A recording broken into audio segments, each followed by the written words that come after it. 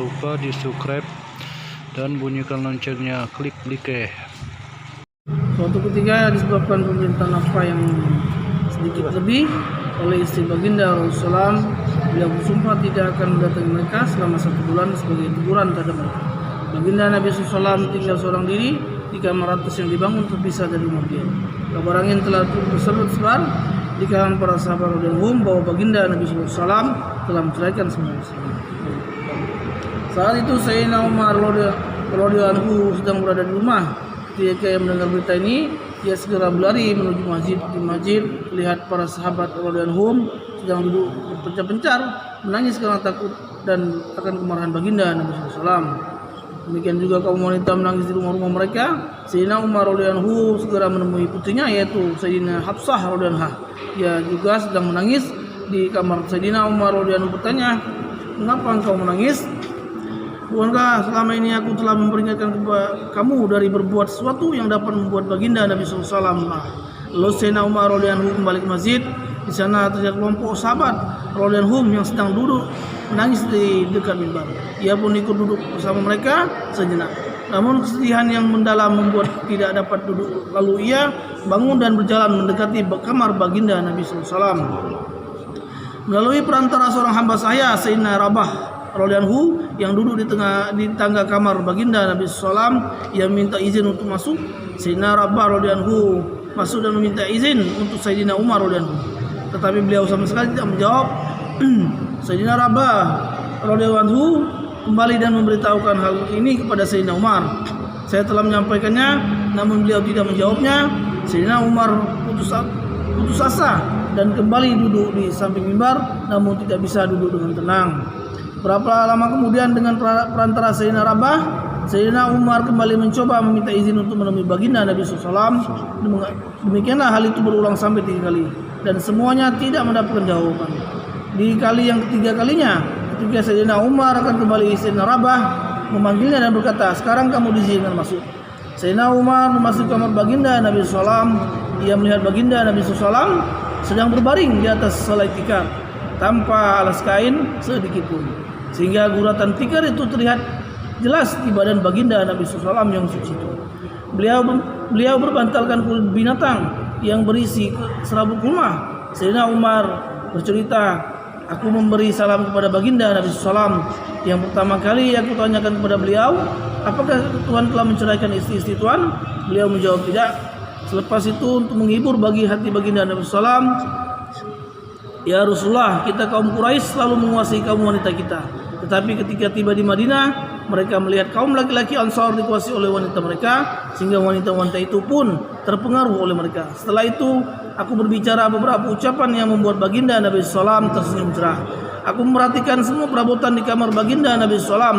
Ada 3 helai kulit yang belum disamak dan segenggam gandum kasar di salah satu pojok kamar. Aku melihat semua penjuru tempat itu dan aku tidak menjumpai benda lain selain benda-benda tadi. Melihat hal itu aku pun menangis. Baginda Nabi SAW pun bertanya, "Mengapa engkau menangis?"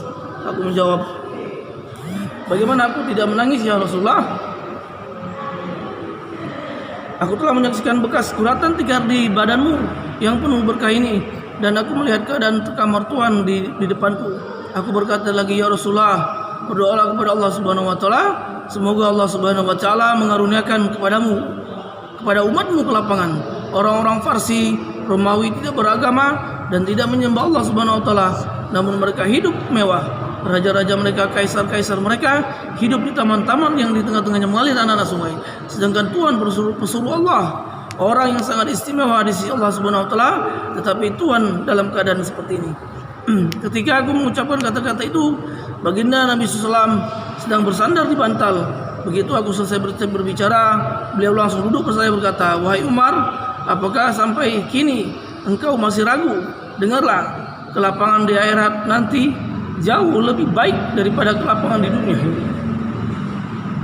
Kelapangan di dunia ini, orang-orang kafir itu mendapatkan kesenangan dan kemewahan hidup di dunia, sedangkan kita akan memperolehnya di akhirat. Aku berkata, "Ya Rasulullah, berdoalah kepada Allah Subhanahu wa taala agar Allah Subhanahu wa taala mengampuniku, aku bersalah." Faedah, baginda Nabi SAW telah memimpin dunia dan agama sekaligus utusan Allah Subhanahu wa taala.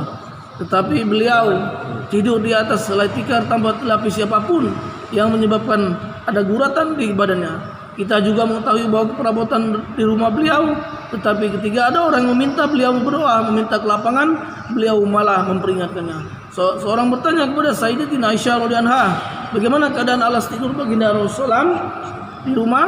Sayyidatina Aisyah radhiyallahu anha menjawab, alas tidur beliau terbuat dari kulit yang berisi serabut kurma.